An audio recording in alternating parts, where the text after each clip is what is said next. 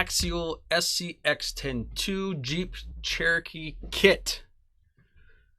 I don't remember the part number, but I was very excited when this kit came out because I actually had a 2000 Jeep Cherokee myself. I'm trying to fix my stool here. I had a 2000 Jeep Cherokee myself, and it wasn't my first 4x4, but it was the first 4x4 that I had that I really got into modifying for off-road purposes.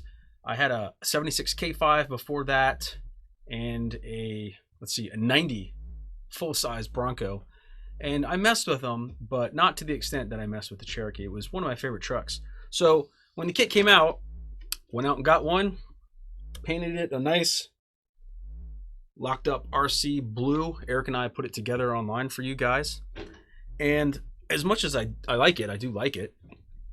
One of the things that I noticed, I guess as an XJ purist, if you will, well, there are a couple of things that I noticed really. One of the small things is like the hump for the cowl. I don't know why it's there. Maybe it was necessary. I don't know. The Highline front fender flares.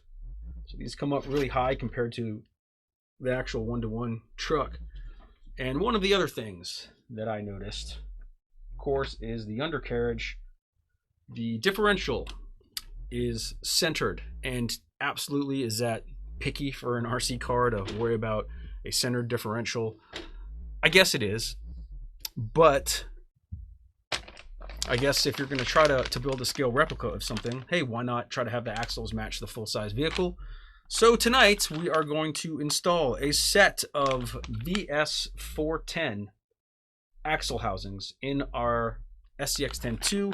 These have, well, it's hard for me to show you because, you know, everything's flipped around, but this is a driver side drop differential. I'm not sure that this is going to just be a straight bolt-in affair, so we're going to find out. I don't know. I'm not positive, but that's what we've got for tonight.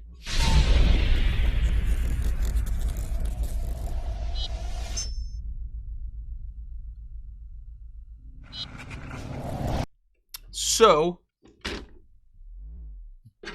Jeep Cherokee, right? I guess some things I can show you that I've picked up for this.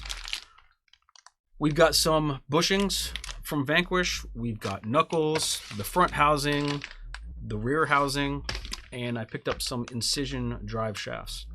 Now you're probably asking yourself, hey Patrick, where are the FI spools and OT shafts and all the good parts that you make? I have those. I've got lots of those. Please buy some so I don't have so many. No.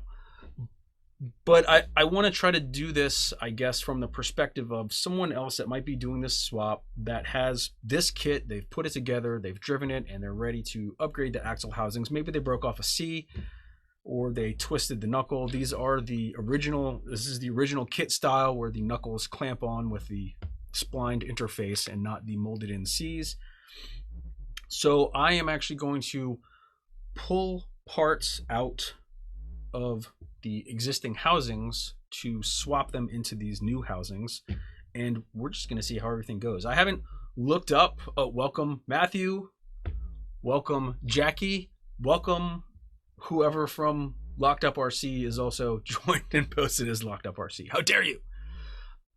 Now I lost my train of thought. It's completely derailed. I need to have a little emoji that can pop in or something for that. Anyway, so I'm going to do my best to get at least the front axle installed tonight. I don't think that will be asking too much. I do have the benefit, in case we need it. I don't have Eric here with me tonight, so I'm going to be somewhat trapped in here as far as running out and getting pieces and parts, but I do have the benefit of having already installed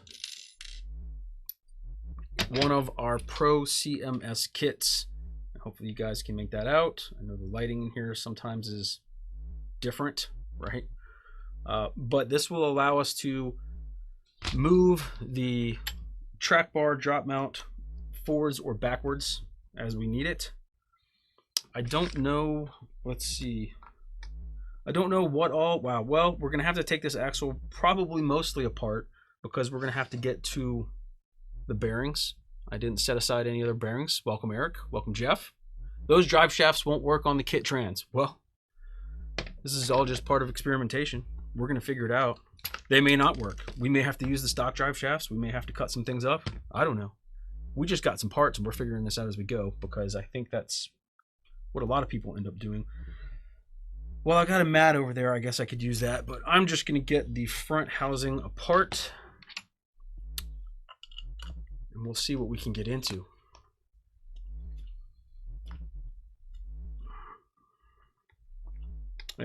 If I can't use these drive shafts, which I'm not saying I don't believe you, it's totally plausible. That is on there tight.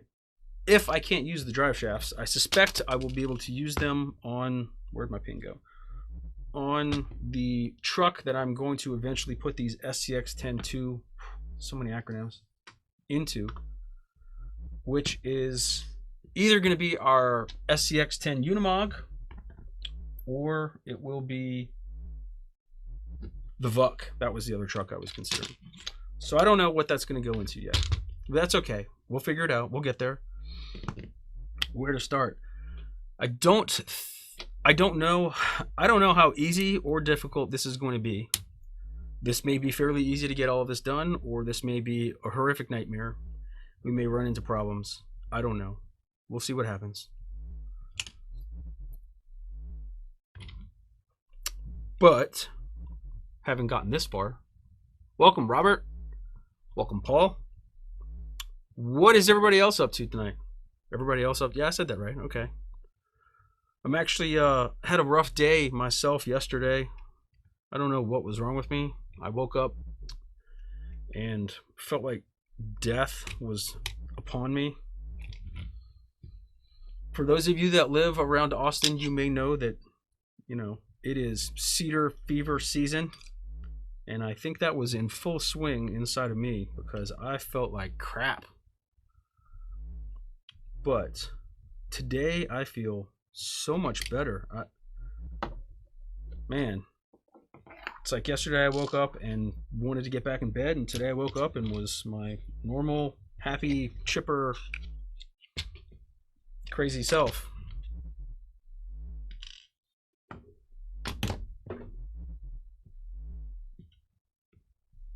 I suspect I'm going to wish I had cleared off that mat. You know what? Let's clear off the mat. Instead of suspecting and wishing things,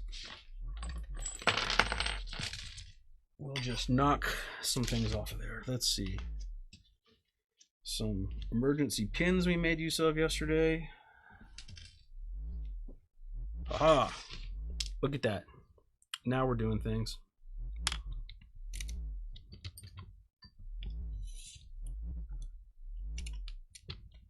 Ooh, that's tight.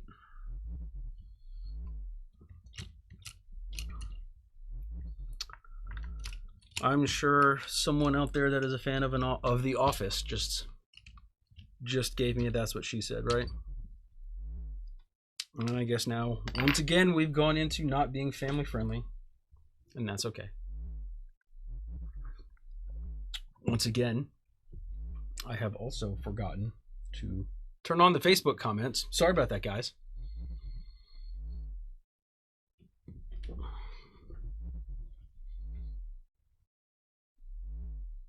Is that you, Josh? I don't know who's posting as Locked Up RC, and it's fine. I don't know who it is. That's not actually me posting as Locked Up RC. My hands are up here. We have a couple of guys on the team that can log in and post comments as Locked Up RC, which is always a good idea. Because it's impossible for one person to keep up with all of the social media that is required for tiny trucking, vending. Yeah, that.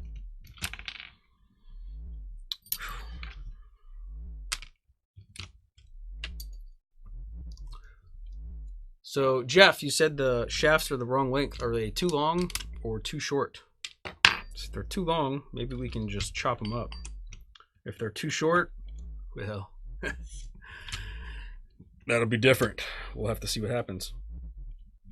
I guess I should probably focus more on putting this in some sort of order, since I'm not really paying attention to what I'm taking off. But, you know, after a while, I guess you just kind of take things apart and figure it out when you put them back together, and then you have a couple extra spare parts at the end. That's how it's supposed to be, according to some people I know. Well, look how easy that was. That's it, we're done. Good show. Woohoo! Oh, man. I was trying to cut down on my woohooing. Hey, how'd you do that? Jackie here. What? I'm so confused. Jackie, you logged in as Locked Up RC? I don't know what's happening. It's fine if you did. I don't know how to tell you to change it if that's who that is. But you're gonna confuse me. I'm already easily confused. I don't need any help. Oh man, good times.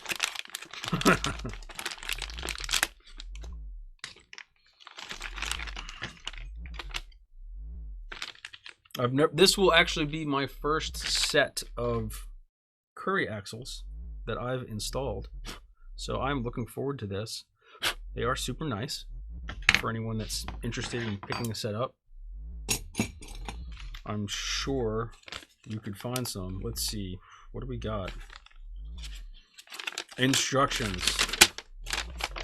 Dare we read the instructions? We'll just put them over here. We'll have them over here for reference in case we decide we want to get into reading. Too long in the front, too short in the rear. Well, that's a bummer. We need to bring the big mat in from the shop. Yes. How'd you put the comments on? Oh, Jackie. Yep, I'm a mod. I don't know how to turn it into me again. Don't worry about it. We'll figure it out. I don't know either. Let's see. What was I doing? We have to probably take the guts out of this first without losing too much stuff. So we're not going to be reusing the front. So I guess I should go through this. Set some stuff aside. So in the kit, you get your nicely machined axle housing. I don't know if that's coming in focus or lighting up well enough.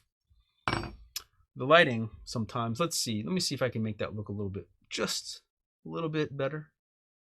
Can't promise anything, but I don't want to wash out the desktop, and usually that seems to be what happens the most, but maybe that has lightened it up a little bit.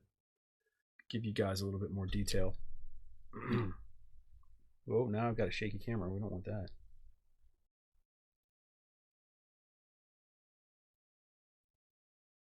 Anyway, these are nicely done. I'm excited to get them in the truck. With the housing, you get a diff cover, and that looks like that's probably some 164 hardware, which we can swap out for our 164x7 scale hex bolts. Not entirely positive what all these bits and pieces are. This may be, oh gee, you know what? I don't know if these are the kingpin bushings or what. We've got some sort of flange hat looking bushing in there. We'll have to see what that is. But I did buy the extra bushings because I swear I saw on the website that I would have to buy that. Axle shafts,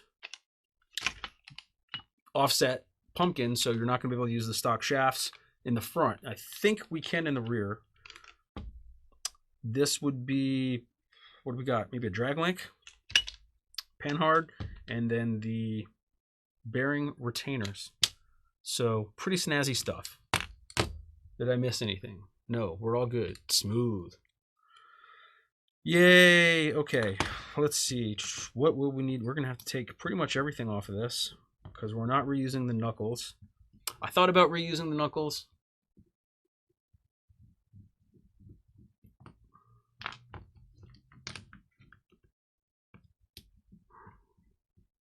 Then I changed my mind. Let's see.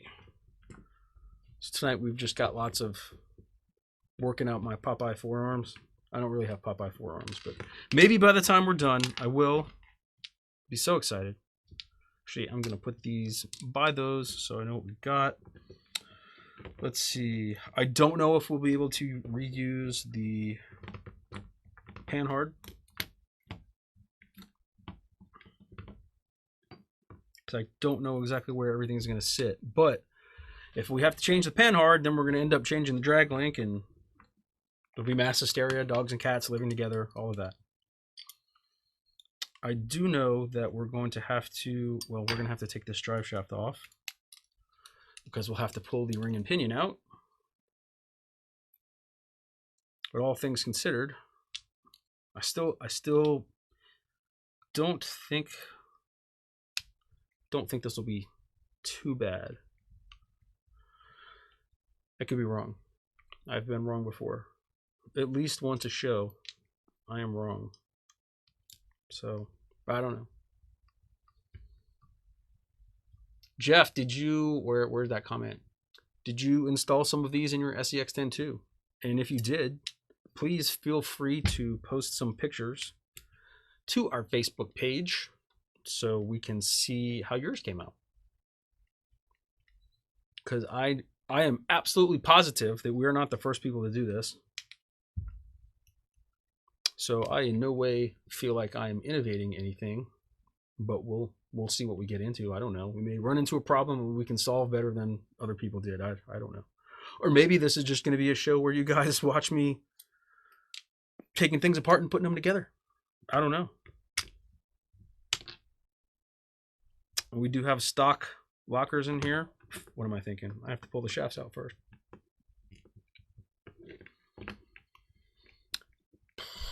My thumb is feeling the burn.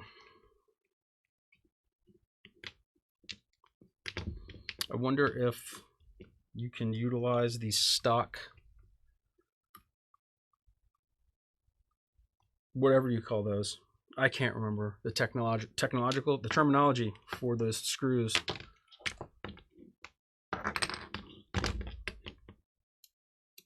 Well, this side, yeah, one of my shocks is leaking oil. So I've got one side of this housing is nice and gooey. Missing comments. Paul, that is our panhard that we make. That is called our max clearance track bar, aka panhard.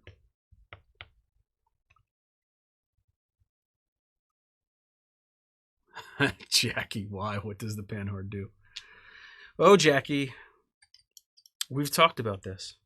The panhard connects the axle to the chassis and prevents lateral movement so that the axle and the drag link, so that the axle swings correctly, so that the drag link and track bar are basically needing to be the same length on the same plane, all of that kind of stuff. Let's see. Jackie, I'm sure there is a setting somewhere that says, maybe if you go, I think if you go to our homepage and act as if you're going to make a post, it gives you the option to post as yourself or post as Locked Up RC.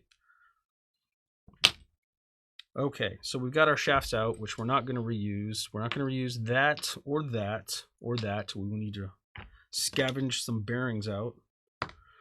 Locker comes right out. Or locker. Differential. Well, it's not really a differential, but you guys know what I mean. I don't know if we need to. Yeah, it looks like we'll have to pull these C's off to get to the bearings in here.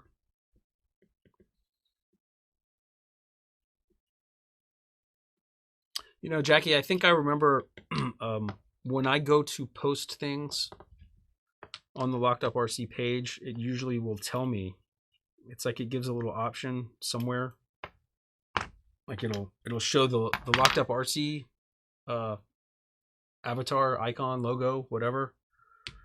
And if you click on it, maybe it gives you the option to change it to being yourself. I don't know. But let me know when you figure it out, because I suspect you will be able to figure it out before this show is over, and I will not have had time. Big mess of parts. Come on. There we go. Okay, so we've stripped this housing other than the link screws, the link mounts. And we'll save that for another truck. We don't need the C's. Got a nice little pile of parts over here. We will need the bearings out of these knuckles, I assume. Yeah, I know what happens when you assume. Oh, that one's actually a little more difficult to get out because it's behind something.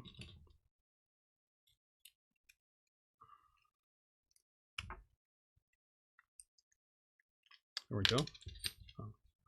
A little more difficult, but not a whole lot.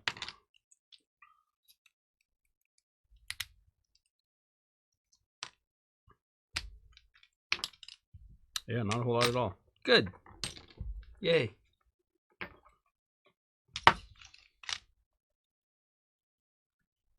Man, that shock oil is just everywhere. I'm going to have to fix that. Which one is that? That is my...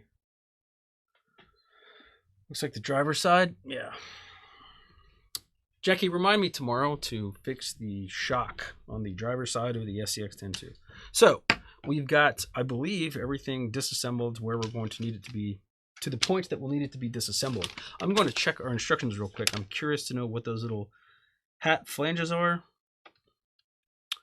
So it looks like you probably could reuse the stock screws for the knuckles. I'm not positive, but that's what it looks like. Let's see, insert steel threaded inserts into C-hub before installing axle shaft.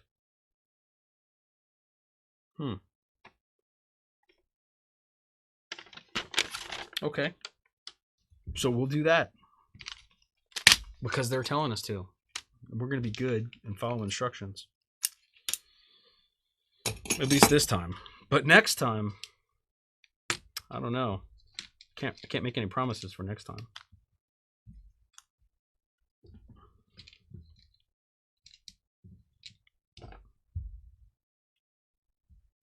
Whew, that is tight. So I'm wondering if the, well, actually, let's see. Is that going to fall out? Yes. So we want to wait. So we don't want to install those yet because it looks like they'll be loose and they'll just fall out. So I think probably what we're going to want to install now is going to be everything for the ring and pinion first.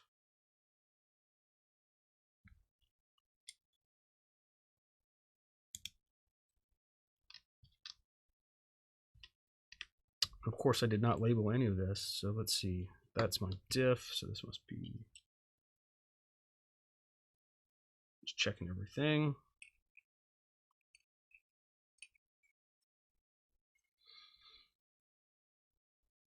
Just to hold everything in place, I'm going to reuse the stock shaft, which, who knows, we may end up having to just use this period.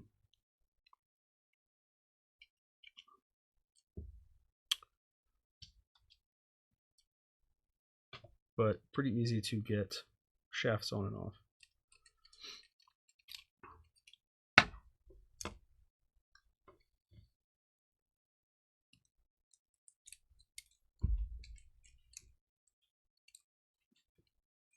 Okay, ring and pinion. So I'm not familiar with how their bearing retainers work. So as I said, this is the first set of Curry axles I've ever installed. Oops. So we'll see what happens.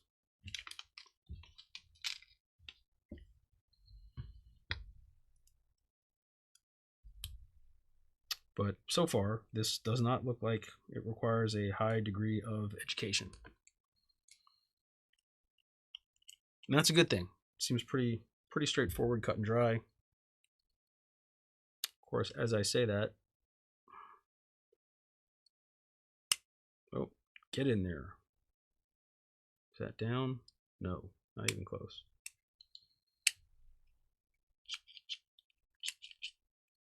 So once that is in, and as you can see, it does go all the way in.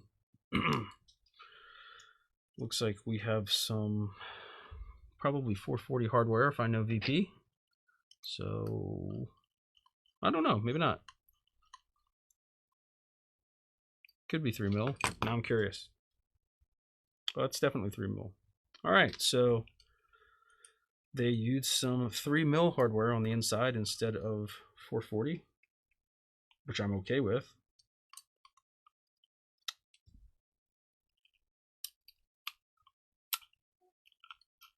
No need for scale hardware in here, since you will never see this with the diff cover off once you put it together.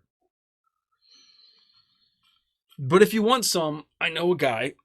I know where you can get some. They have some things. You guys are quiet tonight.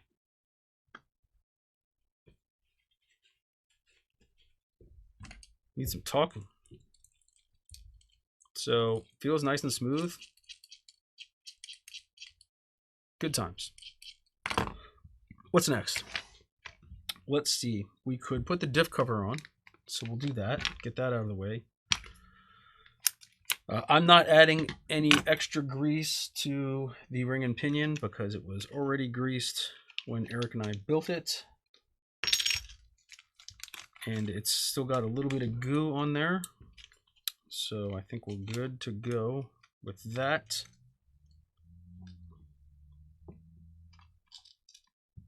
Little tiny screws. That is my life.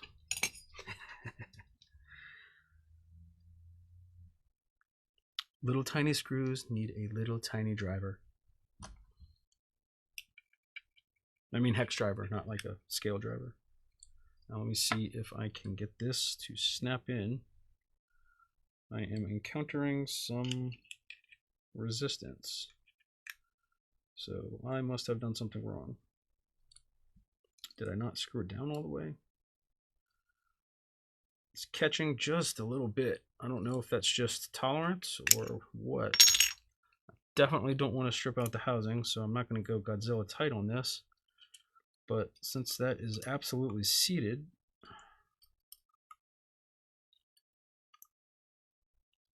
yeah, those are all really tight. I don't want to force them on anymore. I mean, they did some nice clearancing on the back of this diff cover. I don't know if you guys can see that, or how well you can see it, if you can see it. This camera never likes to focus on what I actually want it to focus on. Focus! So they did some nice clearance work on the back of this. Oh, you stupid camera. But something seems to be catching. So we will have to figure something out here.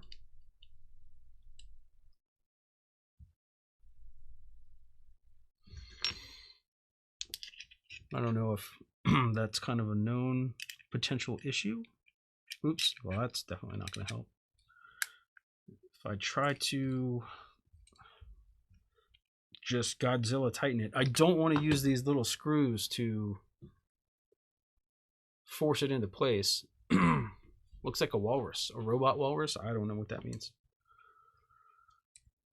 But I can't really tell what this could be catching on. Yeah, definitely feel okay. So if you look, that's probably not going to show up for you guys, but if you look right here, you can see there's just a little bit of a spot where it's removed some of the anodizing. So we are catching on this screw. So I'm not really sure what the best way to remedy that is right now. But out of sheer morbid curiosity, I'm going to take that one screw out and see if the diff cover goes on. Sometimes you get a screw that the head just is not perfectly centered. Yeah, it seems like the diff cover goes on maybe a little more flush. I've got a little bit of space. Man, the heads on these screws are actually pretty big, I feel like. Maybe I'm just seeing things. But if I compare them to, I mean, a regular 3mm head, we've got a bit of a size difference there. I really need to get a camera that zooms better, but if you compare the two head sizes on these, there's a sizable difference. Those are both 3mm screws. Obviously, one's longer. The length, I don't think, is an issue because the screw that VP sent does draw it in all the way, and I mean the gear mesh feels good. It seems nice and tight. So all I can think, why did I put that back in? All I can think is that slightly smaller screws in terms of the head size would be better. I don't have any, well, I don't have any other screws up here. All of my hardware is still downstairs because I was out crawling yesterday. So we'll just have to add that to the list of things to correct.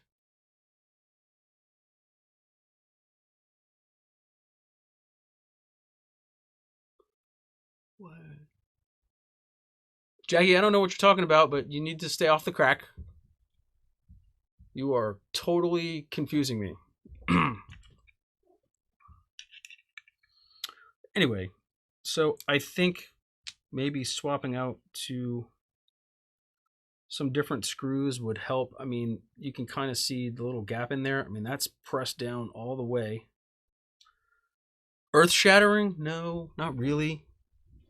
But it is what it is. So what I'm going to do is, just so we can get this in the truck, I'm going to go ahead and put all the little screws in it.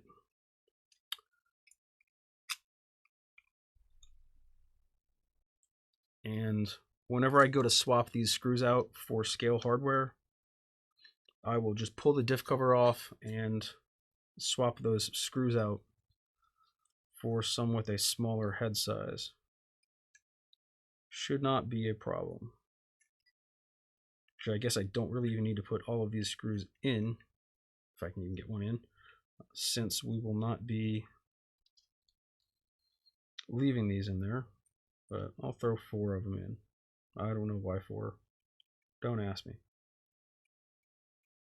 Who knows?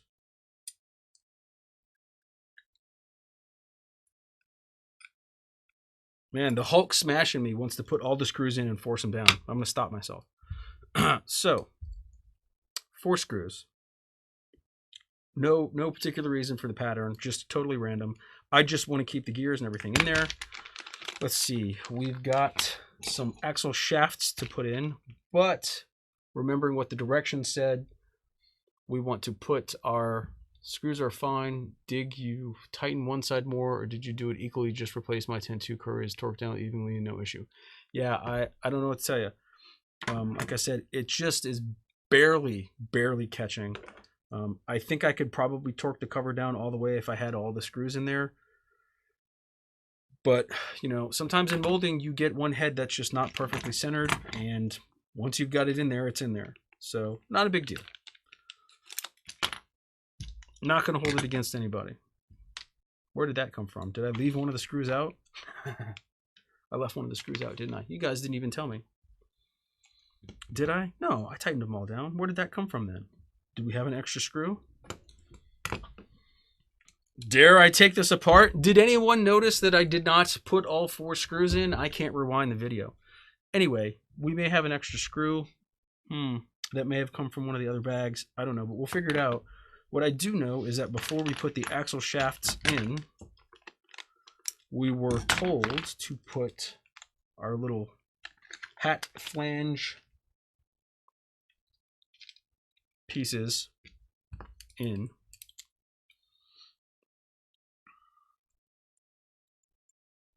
So I'm guessing, because I guess a lot, I'm thinking that because of these, the little bushing parts that I purchased may not be necessary. But I don't know. This is interesting. We'll see how it goes. Okay, so I've got one side in. I think I'm actually going to open the knuckles and put a knuckle on just to help hold everything in.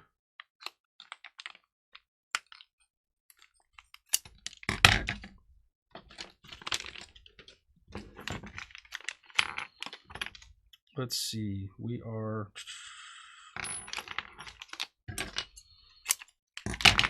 doing the driver's side. Where'd you come from? Oh, cut my little bag open. Gonna have screws all over the place. Screw it. Now it's not family friendly. Man, it took me 34 minutes to say something inappropriate-ish. Screws are fine. Oh yeah, I already read that comment. Thank you for the thought, Spencer. But like I said, I'm pretty sure I got them all tightened down. Again, not earth-shattering. But let's get this knuckle on. Did I grab the wrong one? No, there we go. Plastic bags abound.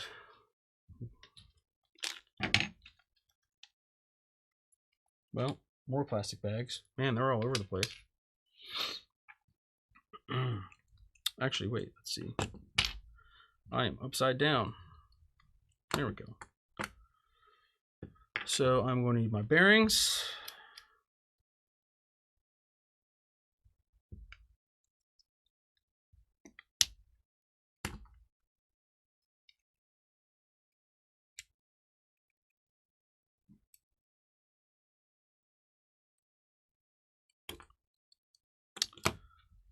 Let's see. Ooh, get in there. Why are you not getting in there all the way? Is that it? Nope, closer. What is the holdup? Stay. I should have greased that. We are not going in all the way.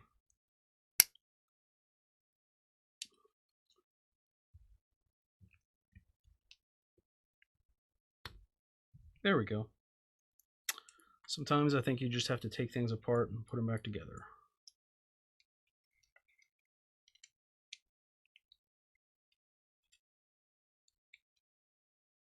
Alrighty. I suppose I could have put my steering arm on first, although I don't think that's necessary to assemble everything. And this was my question about the stock kingpin, if you will, screws. And yes, it does look like you can reuse them. So I may not have needed these parts that I purchased, but at the same time, I think this is probably a better setup because then you've got a brass bushing in there that is designed to wear out that you can replace. So I will assemble this with these for, actually wait, why would I assemble it with that? What am I thinking? If you were, I know why I would assemble it with that, because I said that's what I was going to do. But you know what? I'm going to change my mind because America. If you were doing just a straight swap from your SCX10-II, you can use the stock kingpin bushing screws. I don't remember the terminology because Jackie hits me in the head all the time. But as I said, I purchased the SCX10-II knuckle bushings. That's what they're calling them. And I purchased these because I actually want something that will wear out, that I can pay attention to.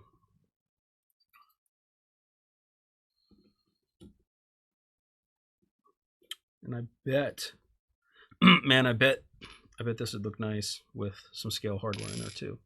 Because you know, I put scale hardware in things. That's my thing. What's up, John? You left that one screw out to put the diff cover on, not saying it's wrong, but usually over is on their game. Usually over is on their game with no issue. I did fully stop properly, so the issue is usually flush. Yeah. Yeah, no, I'm not saying that there's anything wrong with their setup. Like I said, I think the diff cover is probably milled correctly, but no one in the world goes through every single screw to make sure that every one of them is perfectly centric.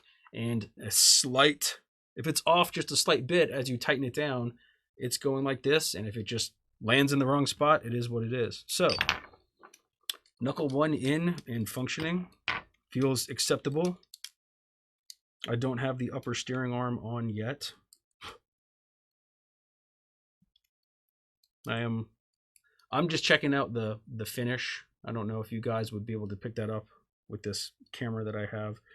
The knuckles look a little bit more like a painted. So if from the one-to-one world, this would almost look more like a painted knuckle with, well, the housing is more of a matte feel. It's got like a little bit of a texture to it.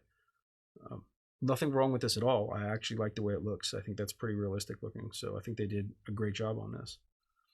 So on to side number 2. We have to remember to grab our, gosh, what are they calling these? I don't really want to call them flangy hat pieces anymore. what are we calling them? Steel insert steel threaded inserts. Okay, so steel threaded insert. Now that we've got that out the way, we can continue. The beatings will continue until morale improves. You know what? That actually reminds me that every week I ask you guys. So the inserts on this side are a tighter fit. They're not falling out. So that actually makes it easier because now we don't have to worry about things popping out on me. Bearings. Don't forget your bearings.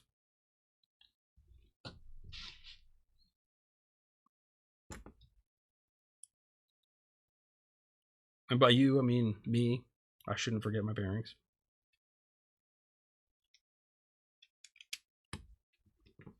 And that side actually slid on a little bit easier, so I will take it.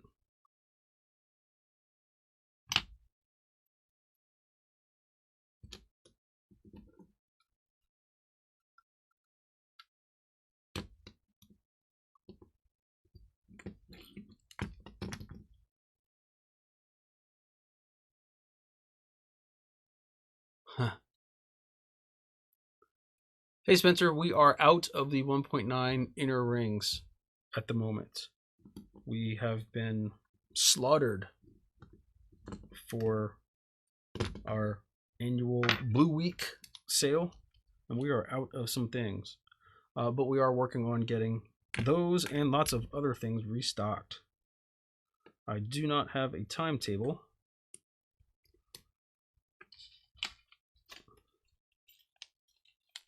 Let's see. Oh, those would be good with scale hardware too. Yay! More excuses for scale hardware.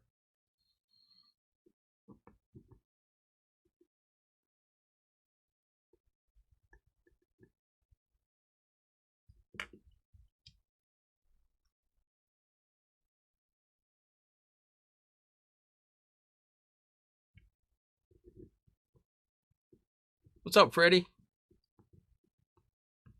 Jackie says she's a big fan of some big word, para-ideologia. I'm not even going to try to pronounce that one, Jackie. You are killing me. This is supposed to be a nice, easy video. Jackie's giving me a hard time.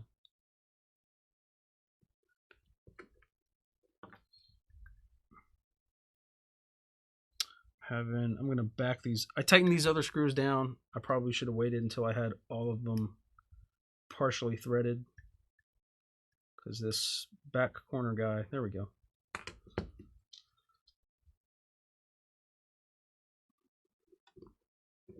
Always best practice to not tighten down any of the screws until you have all of them slightly inserted. So I'm just pulling random screws from wherever I want. I notice we've got a 5th screw in the driver's side arm.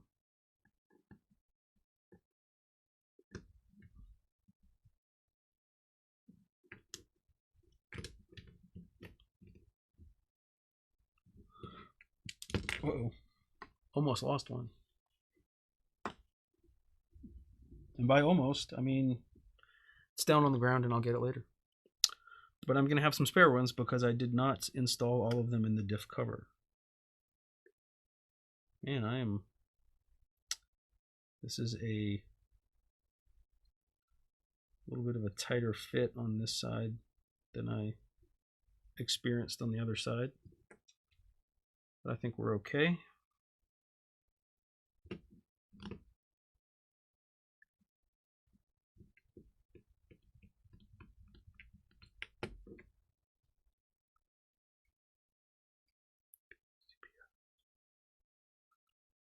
Hey, Freddie, if you got pictures of your install, post that up on our website, man. We'd like to see stuff. Just let us know what you're posting. Otherwise, we'll be looking for wheels or scale hardware or something like that. Because that's kind of our thing. There we go.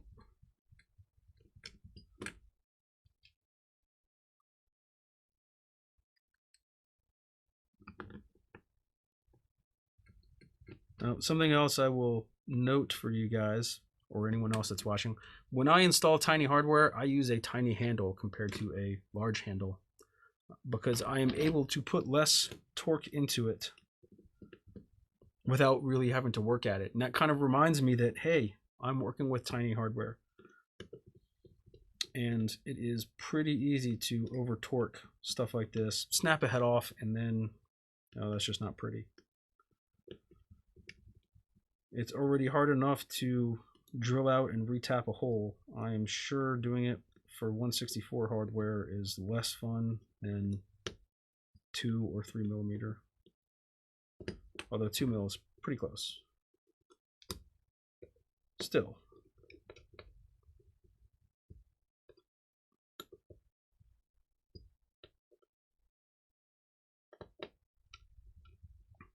I guess all you guys can really see is the back of my hands here.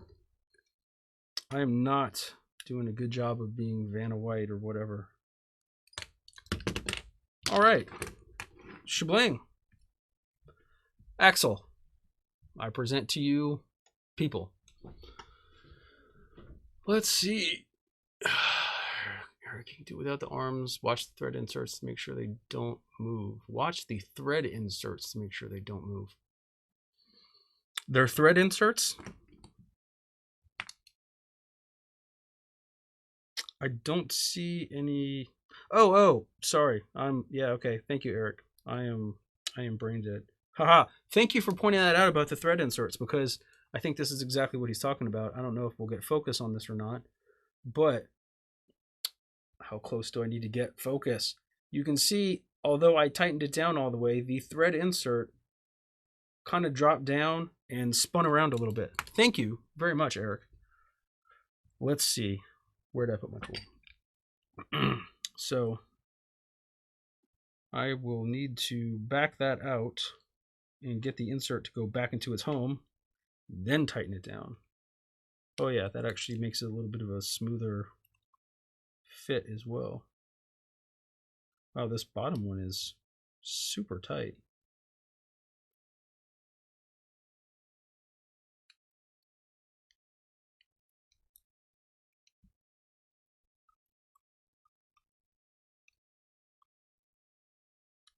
Yeah, I can't seem to get the bottom one. I have bottomed out to the bottom one. So interestingly enough, it seems like there's a little bit of movement in this bottom one. I don't know if that's actually going to be a problem or not. I don't know if,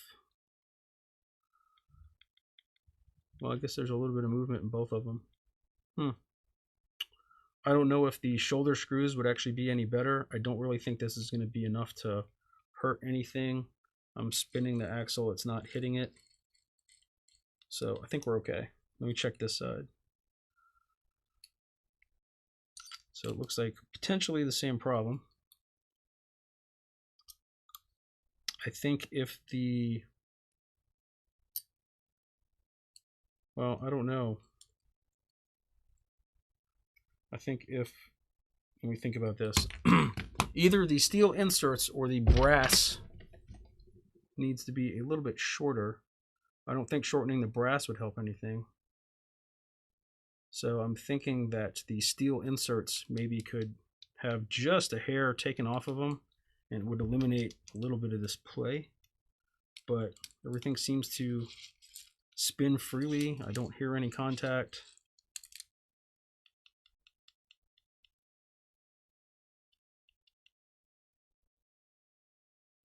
And you know, I didn't really look at the steel insert with the knuckle off to see what it would look like in terms of how far it was going in. Maybe that can be done in phase 2. Phase 1 is collect underpants, right?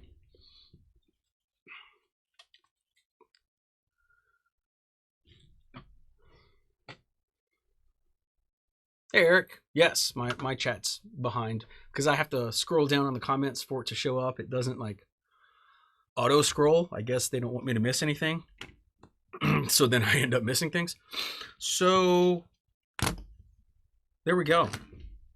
That's the front axle assembled. I don't think I've left anything off of it. Got a couple of screws over here. I'm guessing these are for tie rods, drag links, lions, tigers, and bears. Oh my. I think, let's see. Where are we? I think it's that time.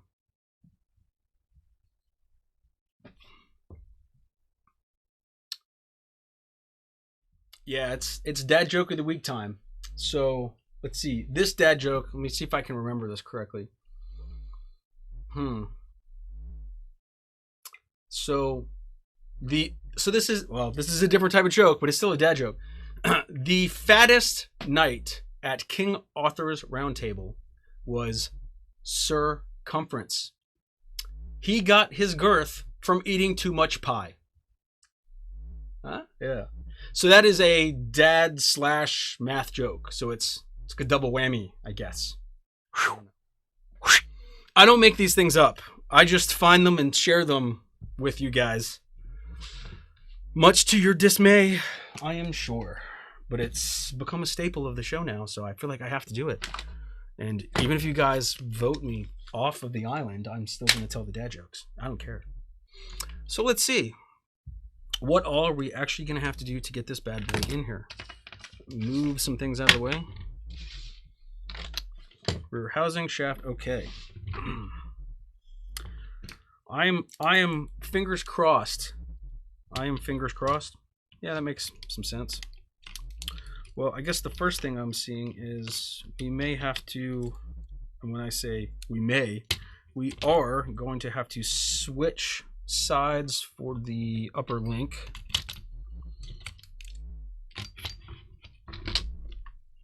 Right? It's tough to get a good camera angle on that. We're going to have to switch sides on the upper link. So should not cause any problems as I'm thinking things through. I could be wrong. Happens all the time. Let's see. Oh, how did I have this? There's no way that came that far across. So we may have to play with this upper link because this now appears like it's going to be more of a straight shot than it was before. I may have to change this rod end out, but just trying to think of the best way to kind of gauge getting this somewhat centered just to start. So this upper link previously had one of these bent rod ends on it. Well, and it had an offset and an angled rod end. Let me see if I have some straight ones lying around. Probably not, because I don't have all my bags of parts up here. Eric's not here. Can't go run out and get things. Don't think he's scrolling down. I'm scrolling down. Let's see. Yes. So our upper, and I want to change this. Do I have... I've got a huge box of parts down there. Let's see. Instead of betting, I'm going to guess. That may be somewhere in my giant box of plastic. I've got a spare SCX10-II rod end. If I don't, well, we'll figure it out. All sorts of plastic in here, my God. Some of this stuff is pretty old, but look at that. So this is just spare rod end from my kit, so I don't feel like this adds to the cost for anyone that's trying to do this. Although, honestly, I think if you are springing for these axles, you probably could live with having to buy 2 rod ends because they are not cheap, unfortunately. But they seem to be well made, and well made things are frequently not cheap.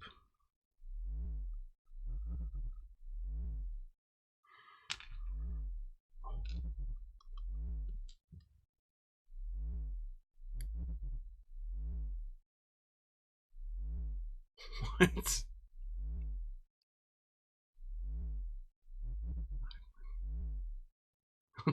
What? Sometimes I read the comments and I just don't. My brain is either slow or I don't know. Actually, you know what? I think I'm only gonna need one of these. I'm not on camera anymore. Well, I guess I'm sort of centered because this is one edge, this is the other. So where's my middle? Somewhere in there. I need to put like a big tape X, right? That wouldn't be obvious, but it would be effective. And sometimes that's all that matters. So I am just poaching the ball out of this other right end that I just took off, because that's what I do.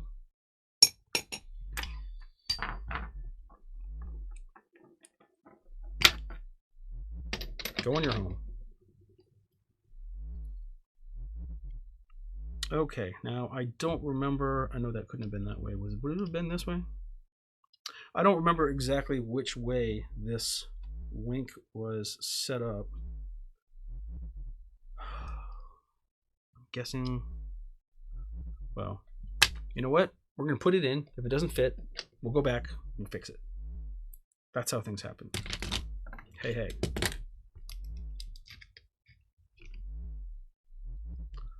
Though I feel like that was probably on that end. I don't know. I mean, I guess I could go take out the instructions and look, but ain't nobody got time for that.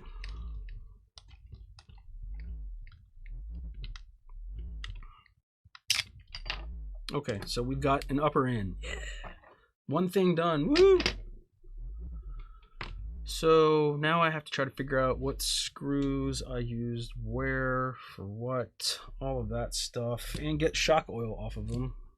This could have been an upper because it's really greasy, but I don't know. We may need different screws.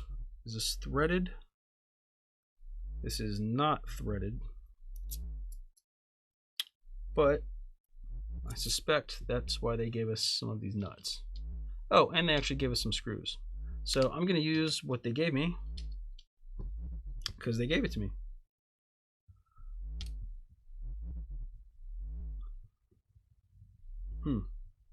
Well, and this is not their fault by any measure, but I'm thinking that my axial ball is a little bit too wide for the housing. See if I have a spare one in here. That's shorter. Well, I do, but that's a Traxxas rod end, so let's see.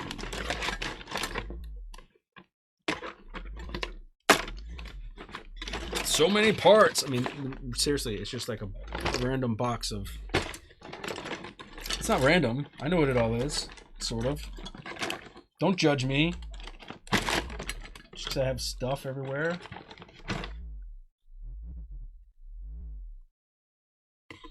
Let's see. This looks like it came off of a Wraith. I don't know. I just flashed it for a second. That way no one can see it. Secret. What I'm going to do is... Yeah. I don't know why I actually felt like I needed a second ball, but... Whatever. I don't know. Where's my stabber? X-Acto knife, where did you go? There you are. Aha! Clean this up a little bit. I'm going to attempt to just trim a little bit off of the ball with my X-Acto knife. This is not going to be perfect, but, you know, VP did set these housings up, I'm assuming, to fit in the their truck, VS4-10, that probably uses different rod ends and not axial rod ends. So it's not really a surprise that this doesn't fit, and not too big of a deal to have to take a little bit of this off, as long as I keep my fingers on. There we go. So that'll fit in there now.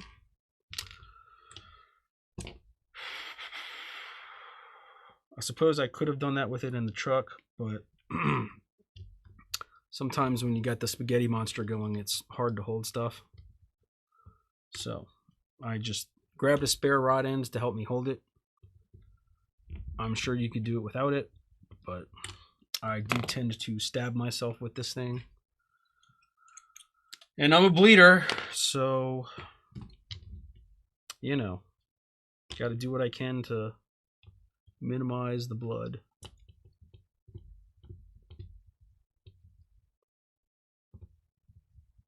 Come on now. There we go. We've got a link in. Woo! Let's see. Actually, I probably don't need that. Maybe I do, but not yet.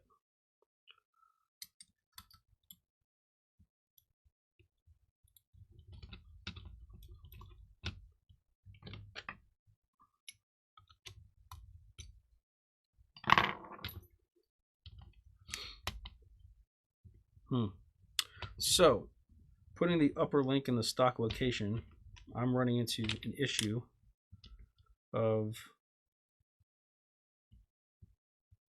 this link is hitting the frame.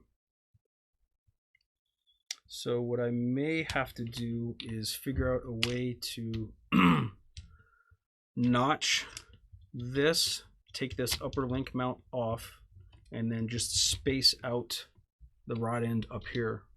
I don't know if that makes sense, or let me see if I can get this centered up for you guys. So as I try to slide the axle over into position, it hits the chassis, and then the closer it gets to the top of its arc, actually we're hitting this brace too. So probably, well, I think if we space this out, move it over, and use this offset, I guess, rod end up there, that might help. So I'm going to try that first, see what that gets me. Because if I don't have to cut the skid plate, I don't necessarily want to, but I will if I have to.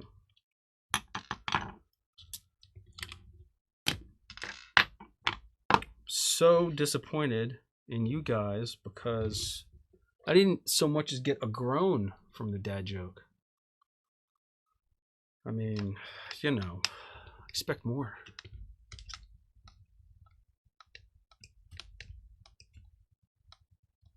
Size retract this right ends.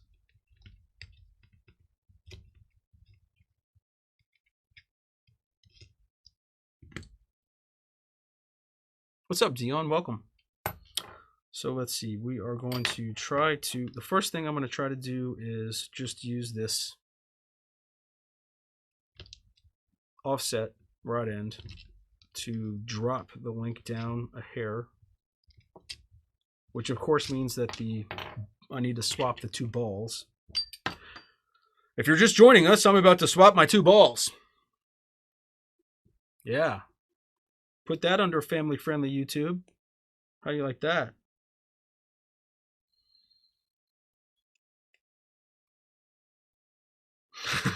If you're just joining us, I'm having problems getting my balls in the hole. Oh, man. I'm here all night. Okay. Get around the camera there. So that may afford us a little bit more, but I still think I'm gonna have to notch the skid plate and just put a spacer behind that, and then a nut up here. If I had a Dremel on me, I may be able to do some creative notching and keep part of the skid plate there and use it as a lock nut, but I don't know that that's really that beneficial anyway. Oops.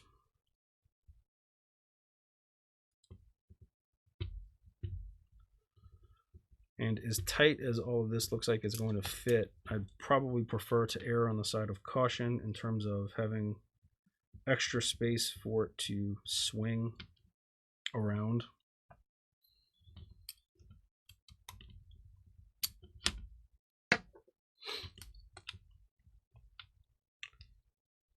I don't know how close the housing actually needs to get to bottoming out, but as things stand, we are definitely hitting part of this battery tray support in here.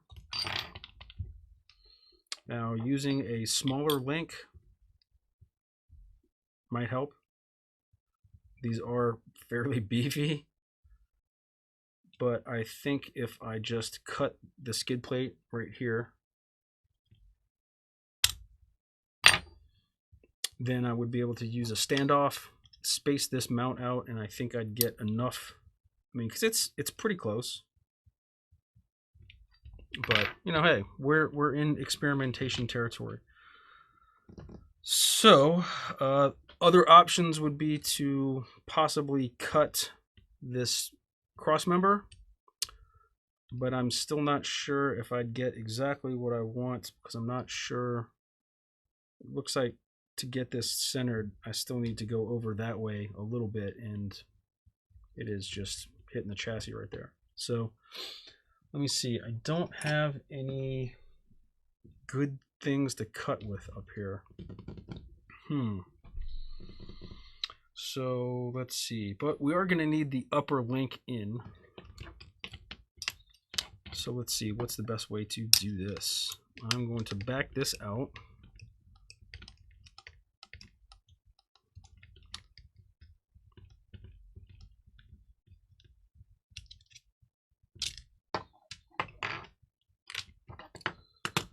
If I had wire cutters on me, I suspect I could just cut right through that, or a Dremel, something like that. I don't have anything good up here. I don't think these are going to work, but I'm going to try it, because worst case scenario is I break the scissors and cut my thumb. There we go. Okay. Haha. Success. That will be one of the spare parts that we have left over when we're done. Not the cleanest cut by any measure, but I think it will get the job done so that I can space this out. I guess I could probably try to show you guys. So I should be able to space that out now a little bit so that I can line the housing up a little bit better. And when I say a little bit, it's actually looking like it might have to be a significant amount. We'll see what happens. I don't know. I may still need to notch this. I mean, I guess the only other thing I could think of would be to mount this on the inside, but I don't really feel like that would look very good. Yeah. Good times.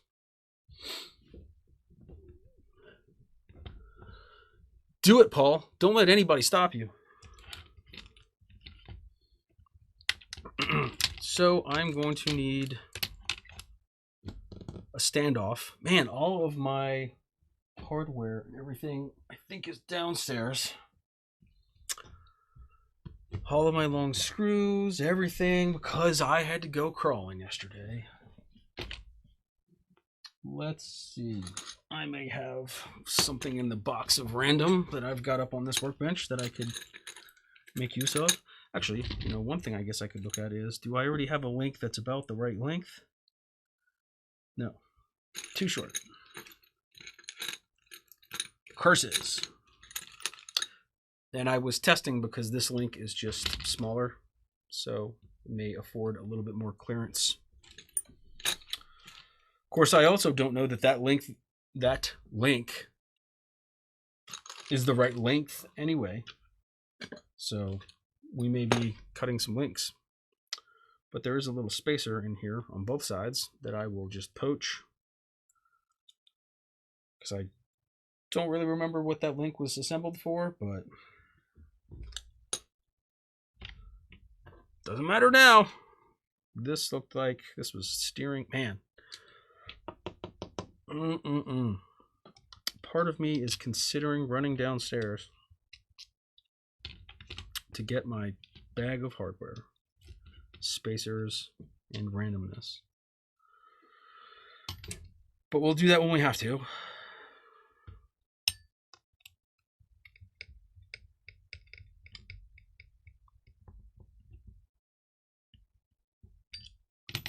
Okay, so that has afforded me, yeah, so I actually now am able to slide this over just enough to where it is beyond centered. And what I mean is I'm able to push it that way further than I need to. So that's what I want, because that just gives me some room to operate. The link still, I can feel it barely catching on this little transmission mount in here. So I'm clearancing this, although I probably don't have to. I'm doing it just because I'd prefer to have some room for error. And if I make this a little bit of a smoother edge, I mean, I just barely took the corner off of that. So if this does get in up that high, it will at least be smooth. Yeah, we're good. Success.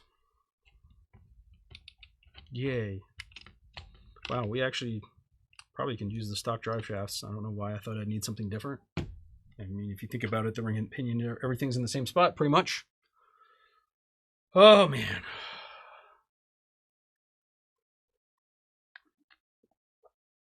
Dion, we do not have any 8-lug hubs that use 440 hardware.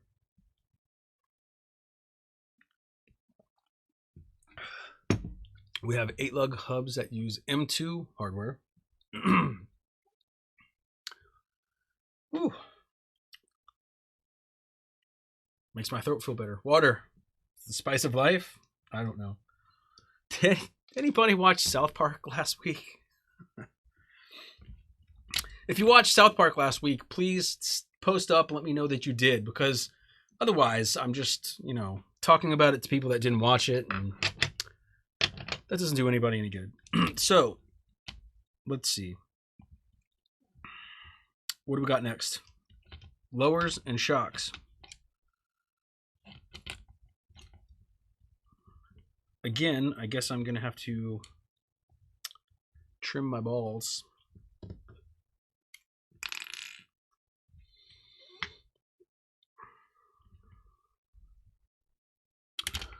Let's see. Oh, I could have done this the first time. I don't really want to have the rod end in the truck while I'm doing this, because I feel like it just is harder to control it and to get a good spot on cutting it. I am actually glad that they used Traxxas rod ends, because eventually I will be replacing all of these ball ends. And I don't know if you guys see these little pieces that are coming off. I mean, I am just shaving this down just barely. Eventually I will be replacing these links with some of our links, but I've got them, so I'm gonna wear them out.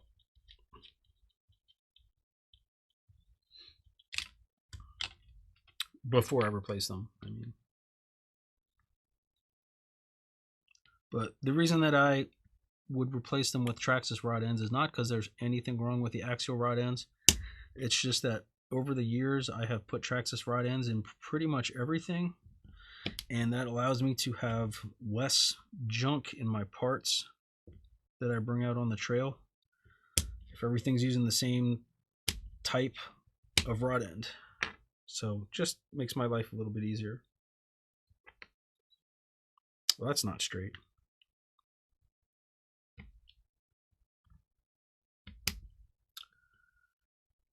If I was being particular, I would have taken these out and gone down and sanded them nice and flat and straight, but I think we're okay. Oh, a little bit more. There we go. That should be good. If not, yep. And I guess I'll probably have to do the same thing with the shocks, but we'll get there. We'll get there.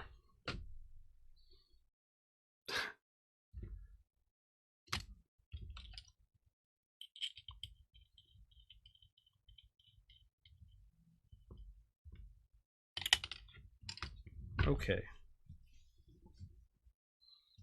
We will vacuum that up another day.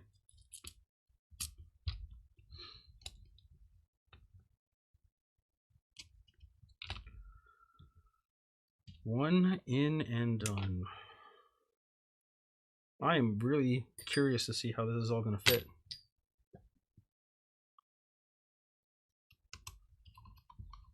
And looking at the time, wow, I'm over an hour. So we are probably not going to get to the rear axle tonight. But that's okay. Ooh, we may have to swap out all the rod ends. There is not a whole lot of movement in here. I have to rethink some of these rod ends. May have to be the, not offset, but the angled ones. We'll see. We'll see. Let's try and get it in for now. Oop, I actually don't need, so that's tapped, so I don't need a lock nut.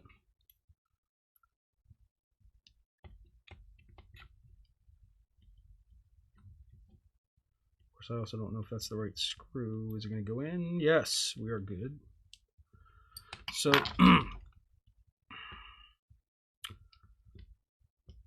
got a little bit of side-to-side movement. So, you know, as a 3-link suspension cycles, for those of you that don't know, your panhard and track bar are going to cause the axle to shift from side to side as they arc, the panhard, track bar, and the drag link. So I'm just checking to make sure I've got a little bit of movement, some freedom side to side. The angle that all the links are on, I mean, we're touching up here in the skid plate because these rod ends are so big. It doesn't look like it's touching down by the housing, but yeah, we're probably going to have to build some links. Now I'm also looking at the, yeah, we're definitely going to have to build some links because well, gee, you know, I don't know. We'll see. The drive shaft is definitely pointing up. I don't know how much, but we will have to adjust our pinion angle. So the drive shaft's not pointing up. I mean, the pinion. Traxxas balls, woohoo! Jackie, I don't know what seems like a waste to cut. You mean the little plastic balls? I mean, it's not a big deal. I'm not planning on keeping these rod ends, so gotta cut more balls. Actually, I will. Well, you know what? This one is especially greasy. I think this was my leaky shock. They actually might both be leaky because they are both covered in oil. But you know, looking at the time, I am thinking I'm gonna have to cut these really quick because I don't like it when the shows last too long. Oh, that actually might be easier. Well, nope, that was not straight. Spoke too soon.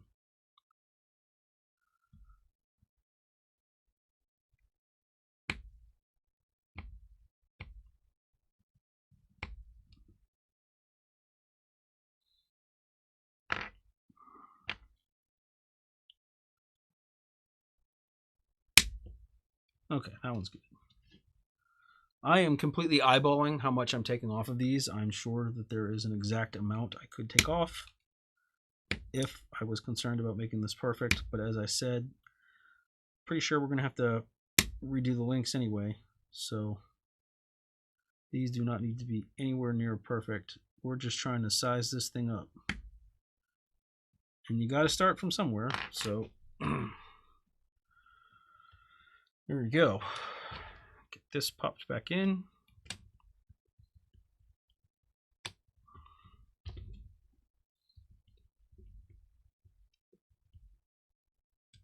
Okay, dropped one. I guess I could have turned on my technical difficulties screen.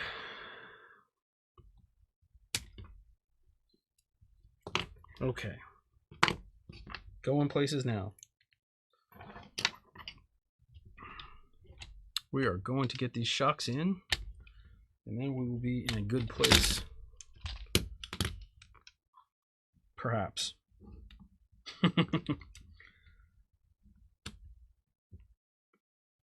We may also need to tweak how we're doing these shocks.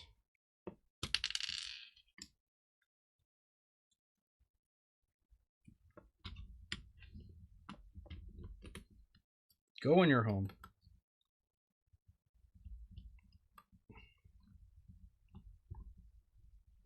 There we go.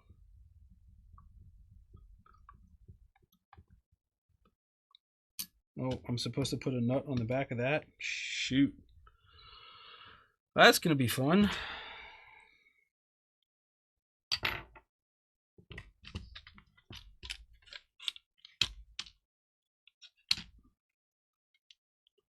Well, I wish I had not put the lower link in, because getting this nut in there is going to be super awesome. Kind of wish that was just tapped. Come here.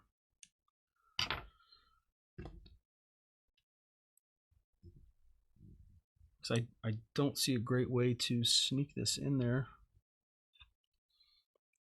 except for taking the link out.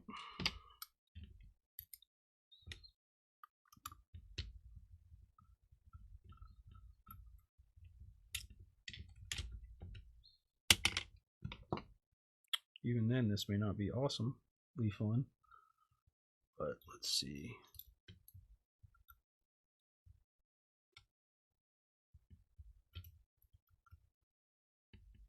And this is one of those things that's just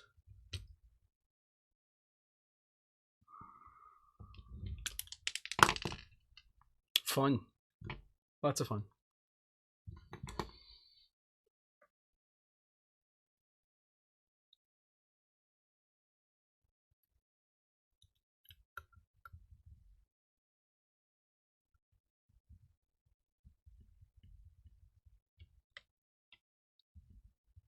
Man, this is that is a tough spot to get a nut in. I gotta tell you.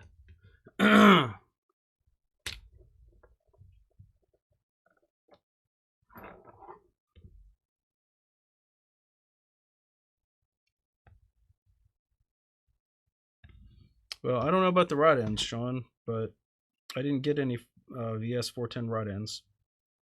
I am just trying to do this as if a normal, or not a normal, just a person that only has an SCX10-II would do. See what kind of bumps we run into. I don't know what is going on with this. It is really hard to get this nut in there.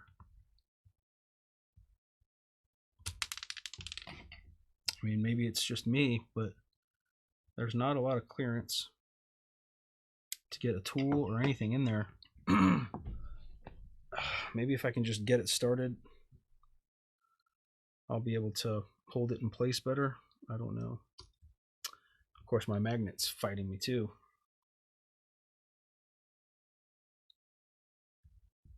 Because this housing is metal. Yeah, it's not stainless nut, so it's sliding around. That's not helping.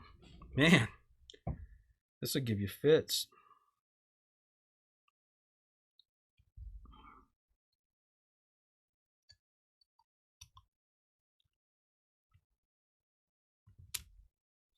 Nope, that's going to cross thread. La-dee-da.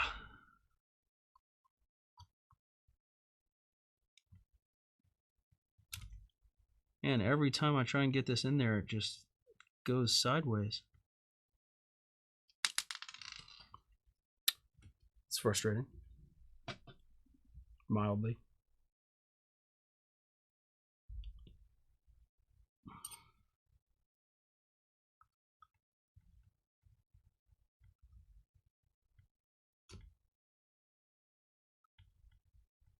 What is going on?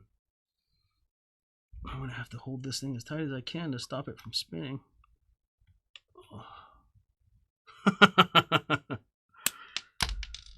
Ah, golly.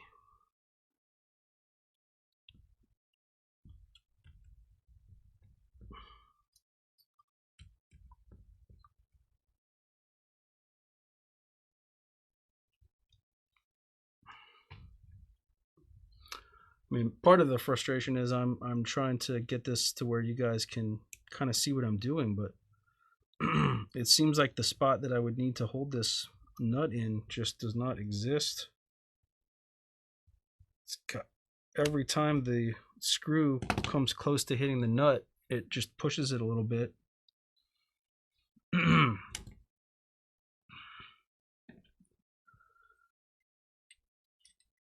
And there's no way to kind of get to the back side to hold it flat or anything like that. I will never want to change the shocks on this thing.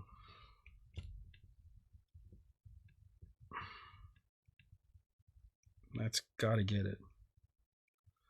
Praise to whatever. That was not. That seemed unnecessarily difficult.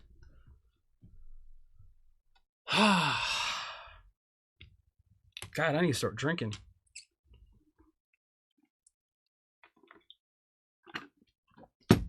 It's just water. So, now we can put our link back in. And then we can go try to fight the other side. Gee, you know, maybe I should have just taken... I'm an idiot. I should have just taken both links out and rotated this. So I'm going to do that now, because maybe that will make it easier to get the other shock in, because I assume it's going to be just as much fun as that one was.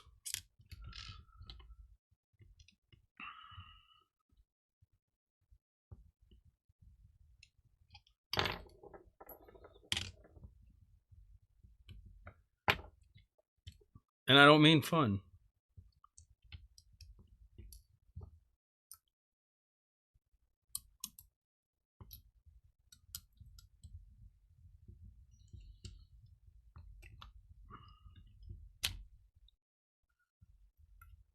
Okay, yeah, this is going to be much easier. So, note to self, if you have to change your shocks or take them off, put them back on, go ahead and detach your lower links and let your axle rotate around.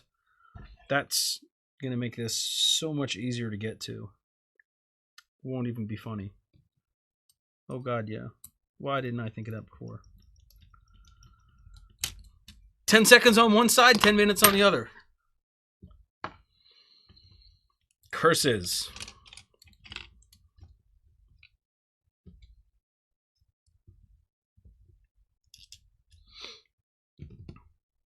Well, I am out of supplied nuts. I don't know why that is. I thought that they included more than they did, but that's okay.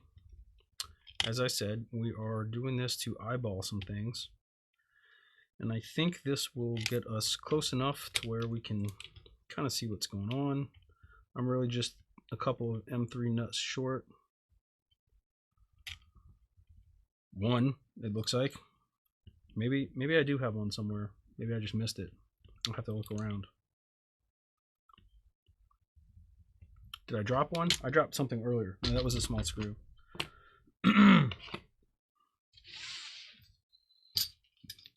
No, I don't see any. Okay, so I need an M3 nut over here.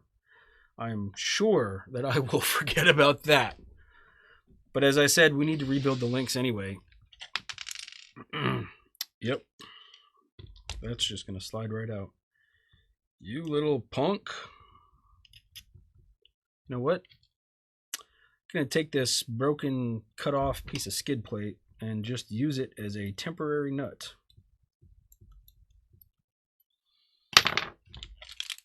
Good enough. So, this is what it's looking like from the side. You can see the pinion is pointing up pretty high. I don't know that that's too high. Obviously, we don't have a track bar or anything in there yet.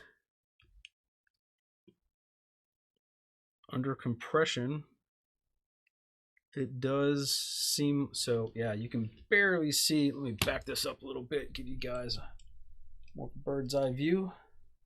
So under compression, I don't know if you'll be able to see it entirely. I have to get lined up. But under compression, as it goes to about, I'm going to say 90% and then starts to pass that, that upper link is hitting on that cross member, and you see it just kind of pushes it over. So we're going to have to pull some measurements.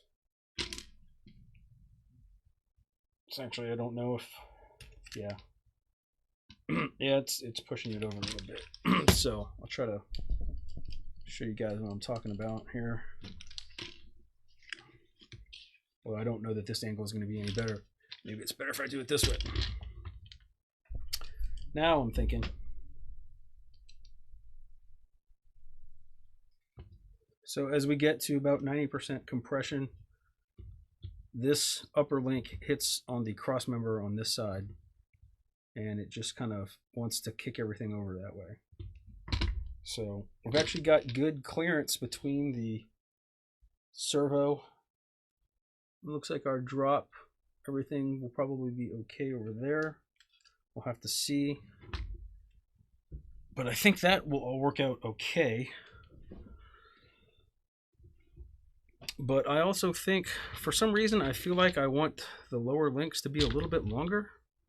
I don't know how the mount holes compare on these two axles.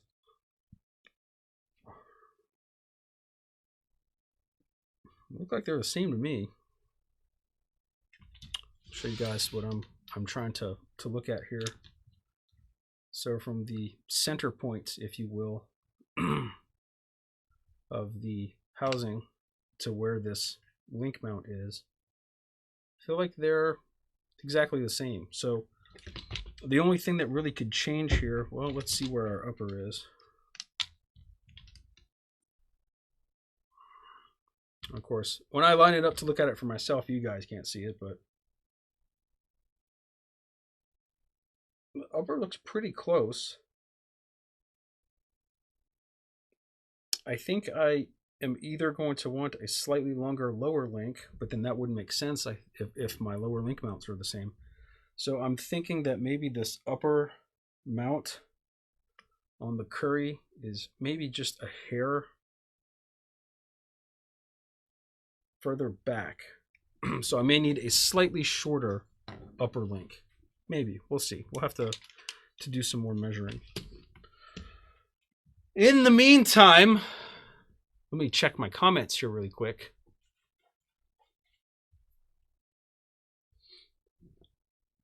No nut on the diff side. Right, yeah, no, one of them threads right into the housing. I saw that. Need some angled pliers. I've got some angled pliers downstairs. Downstairs needs to be upstairs, but it's not. Shorter top link. Yeah, I agree. I think that brings us to the news.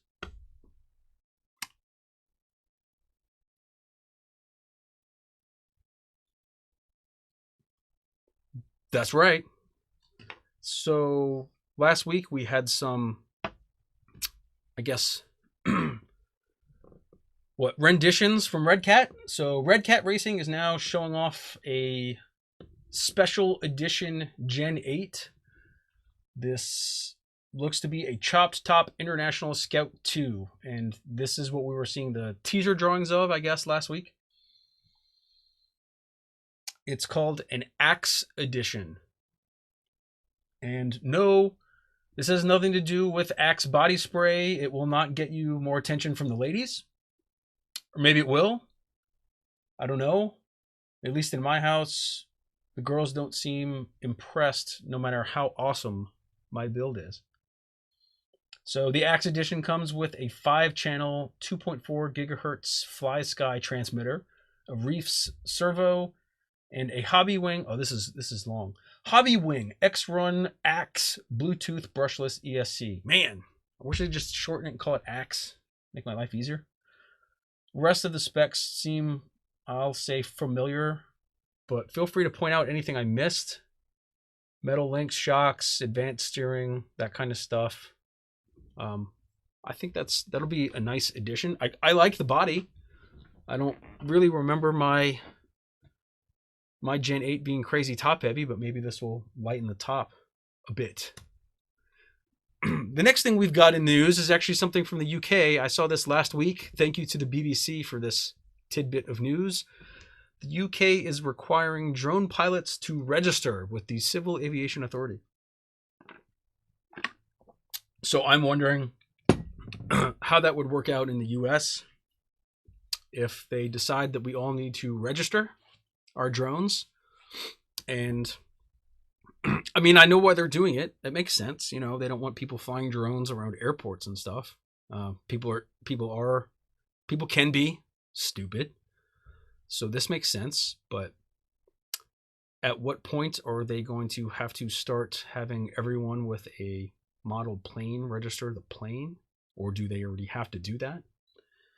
Are we going to have to start registering crawlers if someone drives a crawler onto an airport runway? I mean, that's the really important thing. And then, is it going to be all of the 3 classes, or would it just be like a class 3 with a dig? I don't know. Let me know your thoughts on these things. But anyway, that's the news. So, where are we? We've got this front axle partly installed. Let me see. I want to see if, because I'm thinking about what I'm going to have to do in terms of links, how all of my linkage will fit. If these are, and I believe they were billed as such, but I could be wrong. So these look like they are the same Ackerman, 0 Ackerman, as the SCX10-II Knuckles. So I think my link will be okay. My tie rod, not my drag link or anything, but it's a link. We are going to have to, let's see, they gave us a spacer. So if they're planning on us using Traxxas parts, this should work out. Where's that crazy long screw? Although I don't know. Let's see how this compares. Let's get a profile. So one thing I will say is looking at comparing the knuckles. We may be in for some fun here. And of course, this can all vary based on, you know, how our setup goes in terms of how we clock the axle, rotating it by shortening the upper link. I'm noticing that the knuckles are going to be different. So, interesting. I don't know how this is going to impact our CMS, because the drop is obviously set up to be a specific way based on mounts being a certain way and everything. Let's see. Well,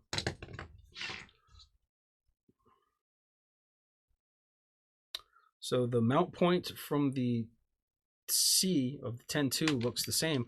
I'm thinking that these upper arms, I mean, I like the way they look. I'm not sure if they're going to, well, I guess I could drop the drag link underneath. Is that possible? Yep. I think that's what we're going to have to do. So what I'm trying to do is keep the drag link and track bar set up similarly to the stock configuration, so that I don't have to, it's way too high, the knuckles are pointing at the ground. Oh yeah, no, I know. Our upper link is definitely in need of some shortening. But what I'm looking at is just the spacing of the actual knuckles. So I don't know if we've got good lighting, enough lighting in here for you guys to catch that. But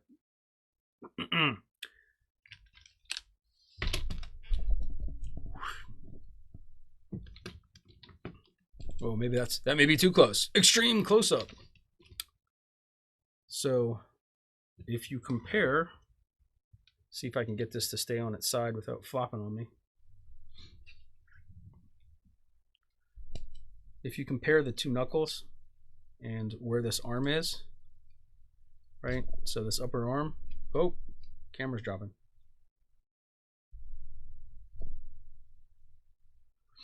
Of course, now it probably won't focus, but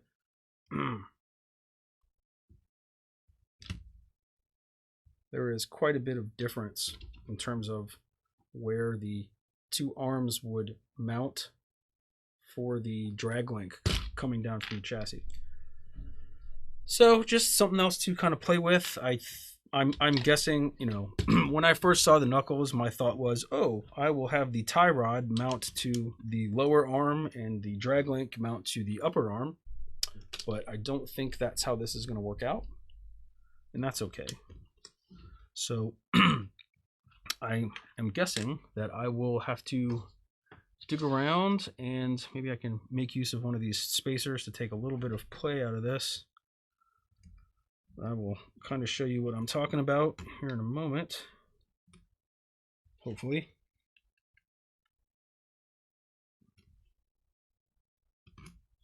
And this may actually require me to just put this steering arm on, I guess, after I get this all screwed down and figure out spacers and everything, because I don't really want a lot of slop in here. But let's see. That tightened up pretty well. So this is basically what I'm thinking we're going to have in terms of the steering setup, right? But yes, definitely a shorter upper link. I don't really even need the high steer arm on the driver's side at all. That's not really helping anything. I suppose I can just take it off and screw this straight down onto my lower arm. If I was running a true high steer type of setup, then obviously I'd need this, but this is going to be more like a one-to-one crossover. So let's see. I am taking this off because it will make it easier for me to access getting a screw into the lower portion of the arm.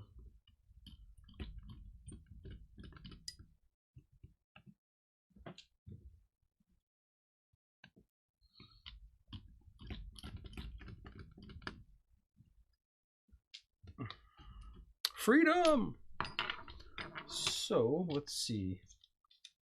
Don't see any more. Oh, well, that's going to be too short. A lot of these screws are probably going to end up getting changed out in one shape or form. But I want to get this on. I want to see how we are with the tie rod and the diff cover. There we go.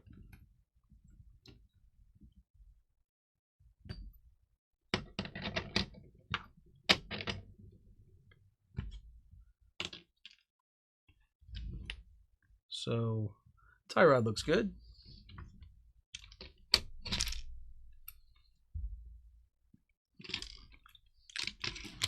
I think we've got pretty good steering clearance. I don't know if we're getting the most that we could get though. So even with this narrower tie rod, I am hitting the diff cover a little bit, and the don't know that there's really any way to avoid that. I don't know if that's comparable to stock, but I will say it looks like a pretty good amount of throw, and it's smooth. So the diff cover may be our steering stop. And if we mounted everything up a little bit higher, if we had our drag link mounting to the top of this steering arm and then put the other steering arm back and kind of did some different things to get this tie rod up more, we'd probably get more steering throw. I don't know that that's entirely necessary. probably could make use of some offset rod ends to pull the tie rod forward just a hair to get a little bit more steering throw if we wanted it.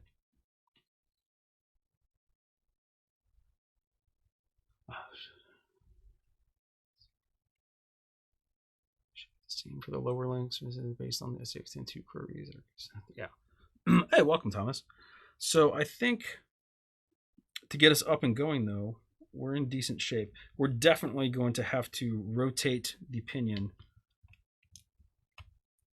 And as I said, we may end up actually... Oh, this is going to be interesting. There is quite a bit of, well, I think once we rotate the pinion a little bit, this will get cleaned up. But right now, our drag link would definitely be tweaking this rod end over here. With it dropped, it's not coming close to the servo. But again, that's mostly on me with the upper link. So we'll have to change out that upper link, see what we can do there. What else do we got? I think, let's see. Oh, right. Panhard. Oh.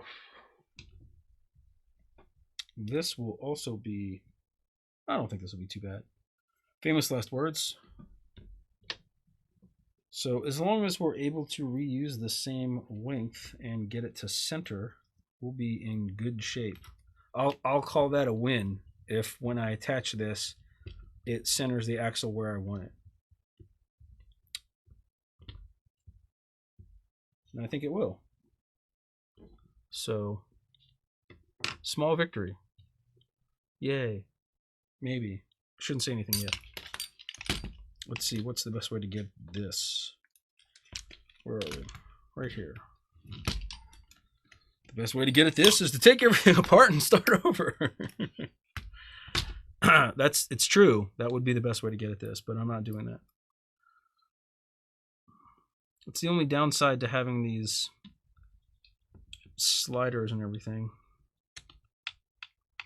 is it makes it hard for me to get a tool right here for this one exact purpose, but it'll go in eventually. There we go.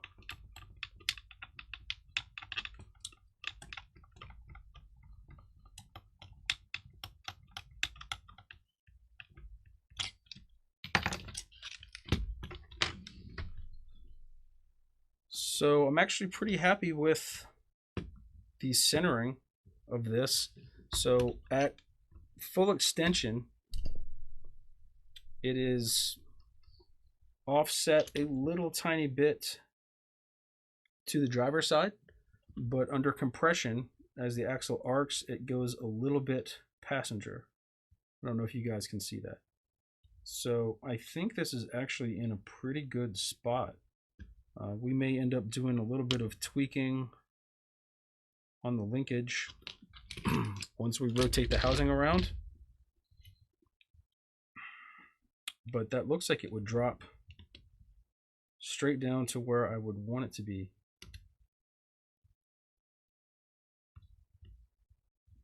So as that rotates, that'll go back. Yeah, I think we're in good shape with this. So there's a couple of things we're going to have to do. I'm going to have to change. It's going to start with this upper link. I'm going to have to get a shorter one, or make a shorter one.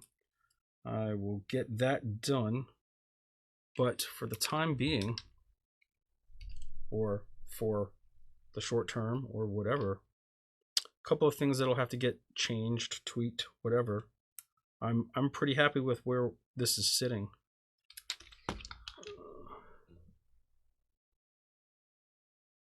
For now.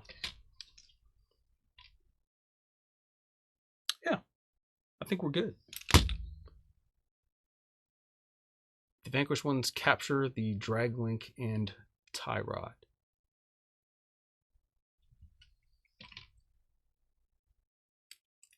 So this looks captured to me. Is that what you're talking about, Eric? Just want to make sure we're on the same page. Let me know. I need a light down here. That's what I want. That way it would be blasting up here and you guys would be able to see everything instead of me having to flip things over. Anyway, that's where we are with that. I think once we get the upper link sorted out, we'll be Well, we'll be in better shape. I'll be able to kind of make a determination on what needs to happen next. I think everything is going to fit. I don't see anything super major. Let's see. I do see that it looks like possibly the diff housing is hitting the rod end on my track bar right at the chassis. Not a whole lot, but a little tiny bit. That may change a little bit when we rotate the housing. We'll see what happens. I do have a different hole on my track bar drop mount. I could use an upper hole to get this rod end a little bit further away if that's how I want to do it. But we've got options. So I am, for the night so far, I am happy. So now it is time for some questions.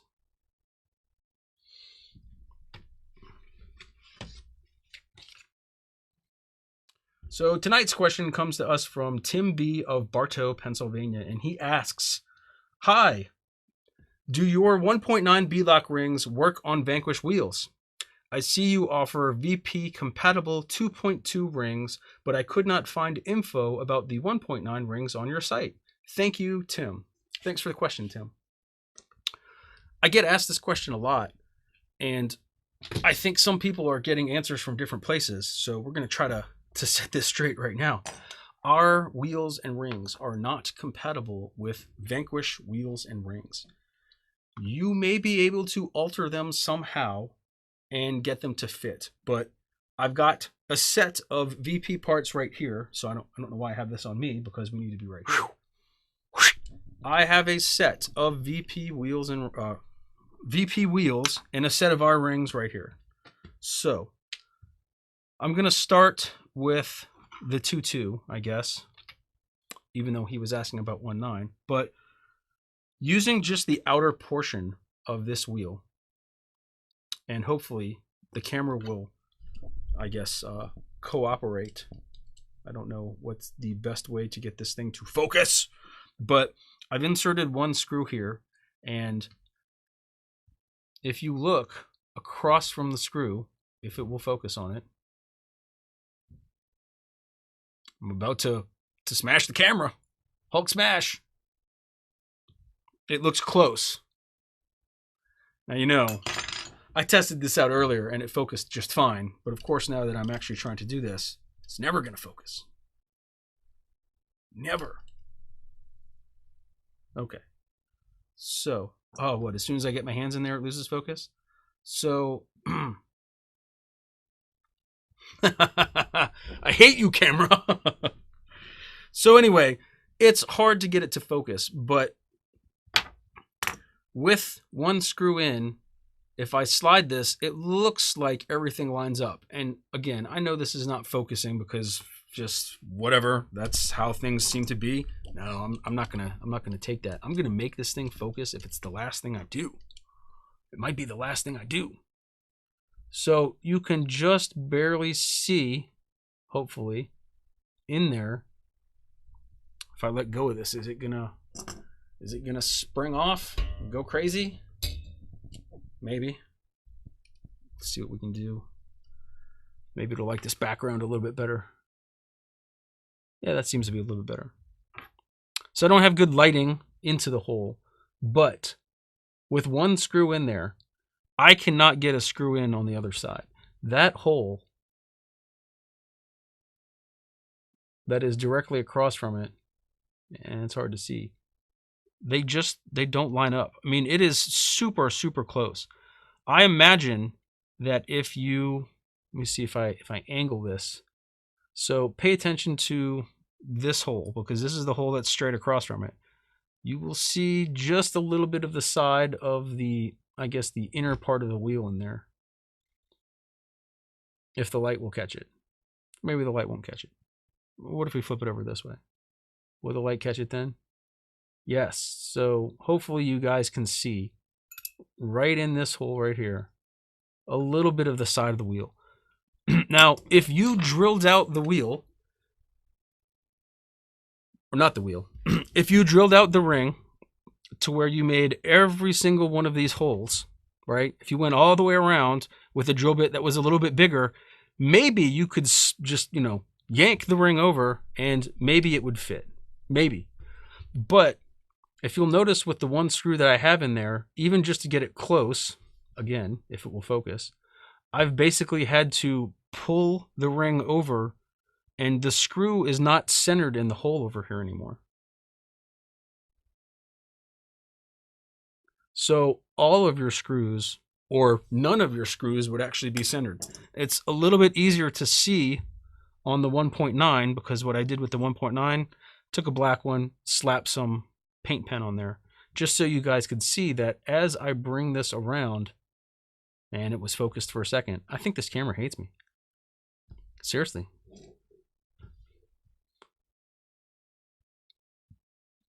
As I bring this around, you can see white in this hole.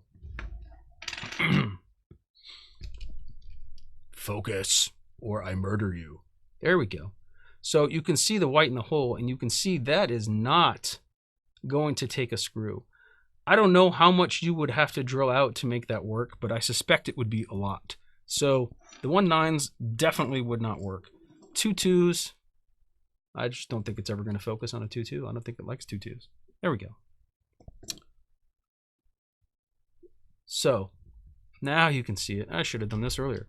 If you look at this hole right here, you'll see a little bit of the wall, the thread wall on that side, and you don't see it on the right hand side. So basically a screw is not going to go in there without some sort of coaxing. So I just wanted to clear that up for you guys. Now, we actually used to have our own line of VP compatible rings. There may be a set left on the site. So if you're looking for a set of rings for your VP wheels, the only way they're actually going to fit the VP wheels is if they say VP compatible. If they say easy mount, they're not going to fit VP wheels without you modifying them. And at that point, if you're drilling out holes and spending the time to try to do all that only to get screws that don't line up, I would think you'd be better served just buying VP rings or VP rings for VP wheels, or buying a set of our wheels for our rings. That's all I've got tonight. Do you guys have any questions? Let's see. 3-link specific, okay, axle, spacer for the other knuckle. Yeah, okay. I'm gonna have to check to see how much delay there is between me talking and you guys getting to ask questions. But anyway, that's all I've got tonight. I hope you guys enjoyed the show. I don't know exactly what we'll have next week, but at some point we'll be getting back into this SCX10-II. We've still got a Unimog to work on. We've still got the H2. I think we have to put CMS kits in both of those, and that'll be the same style CMS kit we have in this SCX10-II. So definitely have some projects. We've got a Wraith that I want to do a 1.9 setup to. We've got a Beast 2 that needs work. And everything needs work. Eric broke my TRX4 this weekend, so I need to fix that. I've got a lot of stuff that's going to be going on, so I hope you guys will tune in next time. Thank you for watching. As always, I am your host, Patrick Norton. Have a great night.